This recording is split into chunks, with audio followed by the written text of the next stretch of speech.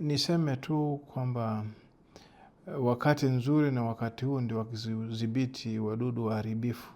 Na nimpongeze bodi ya pamba, nianze kupongeza bodi ya pamba kwa kazi nzuri ambao wamefanya. Wakulete viatilifu kwa wakati. Sisi kama wanunuzi wa pamba tumepata agizo kuchukua dawa kwenye bohari ya Mwanza na tunafikisha vijijini.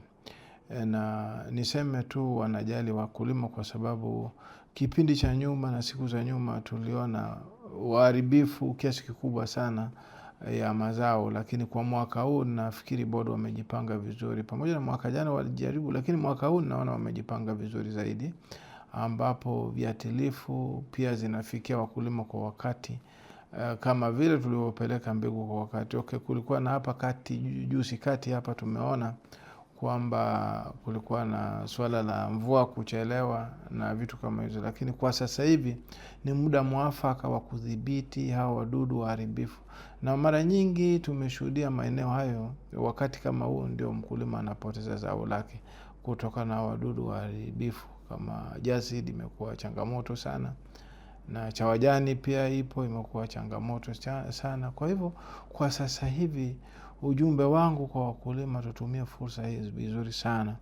Ndio wakati wa kupulizia na ndio wakati wa kudhibiti hao wadudu waharibifu, lakini pia kuzingatia maelekezo ya wale wataalamu ambao wamepewa. BBT, bodi ya pamba na Wizara ya Kilimo wamefanya kazi kubwa sana kuja na hii program ya BBT. Ni kwamba walimu wako kule vijijini, kwa hivyo wazingatie maelekezo ya hao wataalamu ambao wamepewa, lakini kikubwa ni kuchangamkia uchukuaji wa dawa kwa wakati na kupulizia kwa wakati ili tunusuru pamba yao, lakini pia kuongeza uzalishaji kama tunakusudia. Niseme tu kwa kipindi hiki tuko na wakulima kiasi kama wakulima 58,000 ambao tuko nao kwenye program. Lakini pia kuna maeneo ambao wakulima hatujasaini mkataba asachi, kwa sababu mkataba tunasaini na wale watu wanaoitwa BBT, wale vijana wetu ndio tunafanya nao. Lakini kwa mafunzo na program yote huwa tunafanya kwa kushirikiana na bodi ya pamba pamoja na wakulima wetu na BBT ambao tumewaajiri.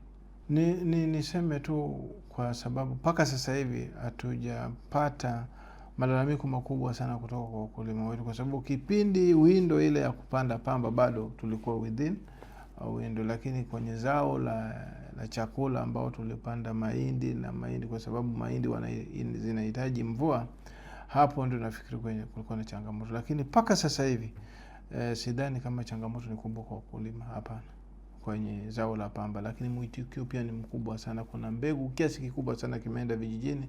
Lakini hata sasa hivi kwa agizo la bodi ya pamba ambao tunachukua dawa kwenye bohari pale Mwanza tunapeleka. Ukipeleka mapokezi ni mazuri sana. Kwa uzuri ni kwamba mwaka huu bodi wametumia mfumo kwenye usambazaji wa hizi pembejeo. Kwa hivyo bila shaka kwa baada ya msimu kuisha tutakuwa na data nzuri kweli ambao itaweza kutusaidia kwenye sekta ya pamba.